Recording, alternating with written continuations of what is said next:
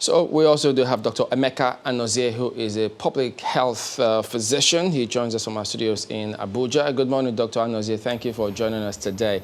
But let's get your impression of this part of what Dr. Balogun did talk about, the decision by the WHO to hold trial of hydroxychloroquine for COVID-19. Yeah, good morning, Chris and Chamberlain, and thanks for having me on the studio today. Like my colleague mentioned, it was an interim decision, and it's based on the evidence before. And like you would agree, even before the Lancet study, which was released on Friday, there had been several other studies conducted in the States and in other parts of the world, which clearly showed that hydroxychloroquine had some issues with safety, maybe not so much with efficacy, but in terms of safety, that was a major concern. And it's not entirely new. Even before now, chloroquine and the similar equivalent, hydroxychloroquine, even in the treatment of malaria, like my colleague pointed out, has been known to have some untoward effects like cardiac arrhythmias, and generally has not had a very safe profile in use for treatment with patients with certain kinds of heart conditions, patients with diabetes, patients with psoriasis. Incidentally, we know that it is this same group of patients with underlying conditions that are at a greater level of risk of developing severe illness on account of COVID-19. So here we are, on the one hand, group of people who generally have a condition for which there's a higher level of contraindication to hydroxychloroquine, are the same set of people who are at risk of developing severe illness and potentially leading to mortality. And having this same group of people receive treatment from a drug that has, even previously before now, been shown to demonstrate some concerns around safety and, to some extent, efficacy, shows that it was not a surprising outcome, really.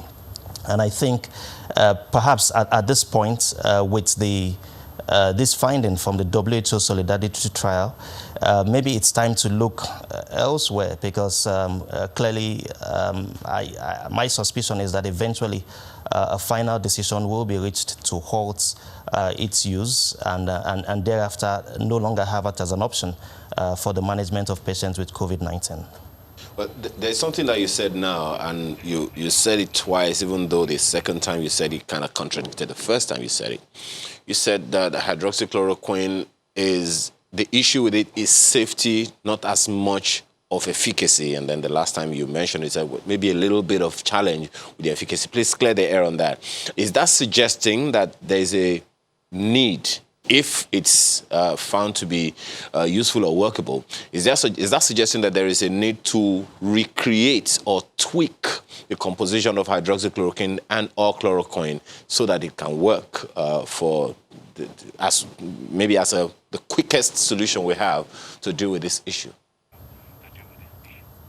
Yeah, thank you very much, Chris. Safety and efficacy are not mutually exclusive. At the end of the day, when you subject a patient to a treatment, you want them to recover.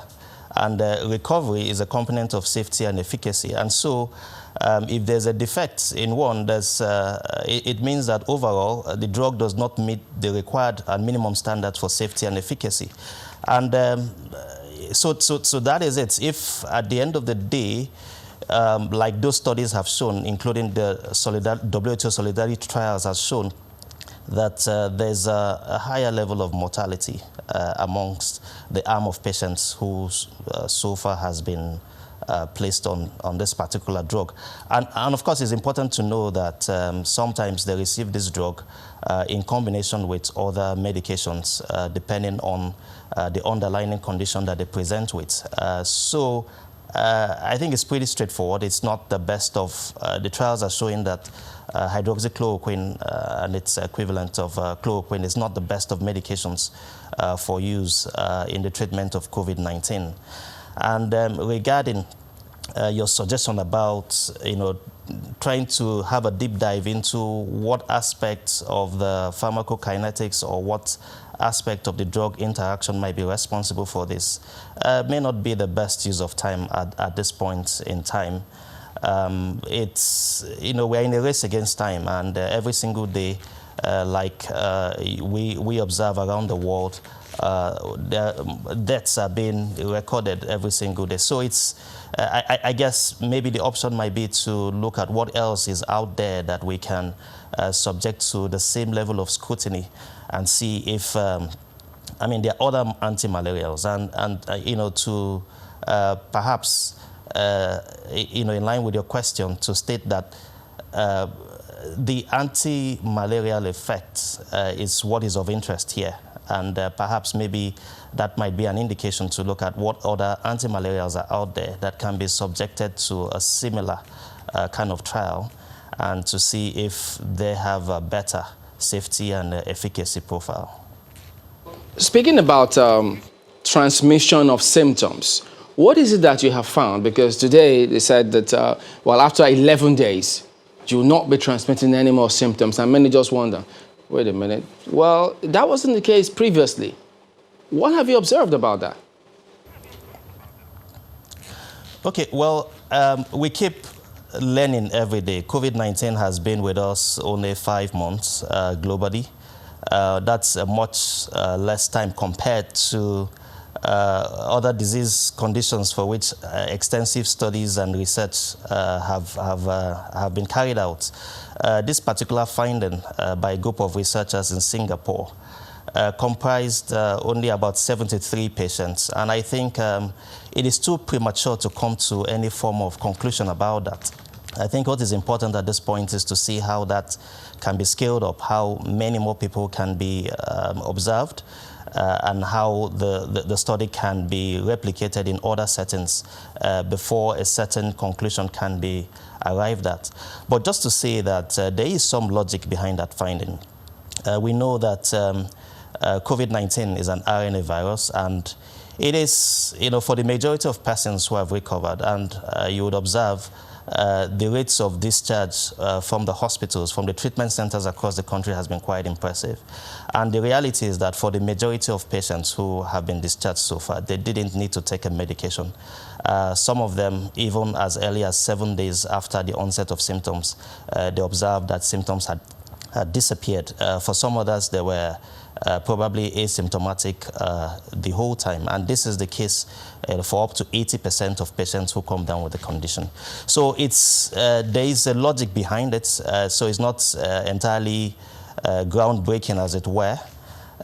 Viruses of that nature will wear themselves out. The body, in a human being with a normal immune system, it is expected that as the body develops antibodies to the antigen of the virus, in between 7 to 11 days, in some instances 14 days, for the majority of persons, the symptoms will disappear.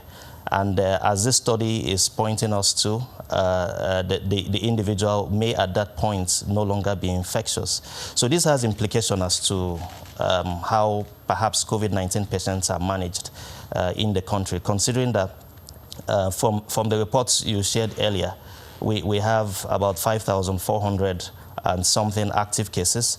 And you would know that across the country, the isolation capacity is about that same number, a little over 5,000. And so we are really at our wits' end with respect to the ability to carry out institutional management of COVID-19.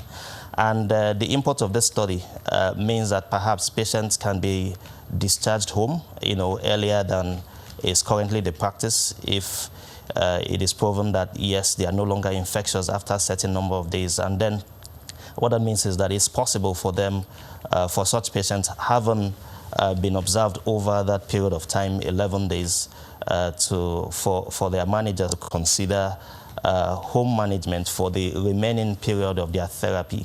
But like I said, it's good information.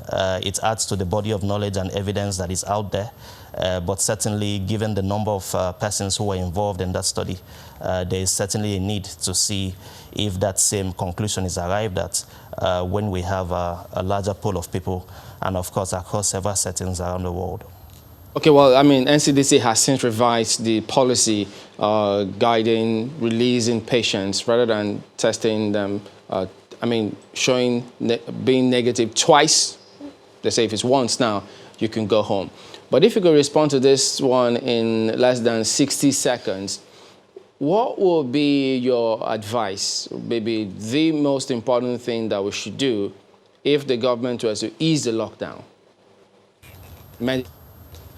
Yeah, the most important thing to do if the government was to ease the lockdown is to expand the capacity and opportunities for treatment of COVID-19. At the moment, I think there's need to kind of like devolve that responsibility to all tiers of the health sector, primary, secondary, and to some extent tertiary for people requiring critical care. So far, we've recorded as a country over 8,000 cases. We know that the numbers will keep rising. We have 200 million persons, and at the moment, the current model of care will be challenged if we continue to see the spate of increases. And so we have to find a way of normalizing the treatments in such a way that the same way you go to a hospital and get treated for malaria, you can go to a hospital and also get some form of therapy or advice, because for majority of people, you don't even need a drug. So, but you need some form of clinical consultation. You might need follow-up to be sure that you don't develop a severe condition. And so it's, easing the lockdown would mean many more cases, and it could be exponential. And so we also have to, in a similar manner, exponentially increase the opportunities and options for management. And I do believe that that can be explored, and that would create an opportunity to cope with the likely increases of new infections. Now, we cannot stop new infections, but what we can at least manage to do is to reduce the mortality rates. The current case fatality rate is 3%. Yeah, which is quite impressive. But there are some countries out there who are doing much less than that, 1% and even lower. So we should have our eyes on that, on the case fatality rate, and find a way of reducing that. And one option is to significantly increase the options of management, and see how it can be normalized, how the current institutions who provide care. We do thank you for your time this morning. Of the response. And we hope that we'll take all of that on board. So thank you once again, Dr. Emeka Anoje, public health physician. We will be back and turn our attention to a different matter entirely. Don't go away.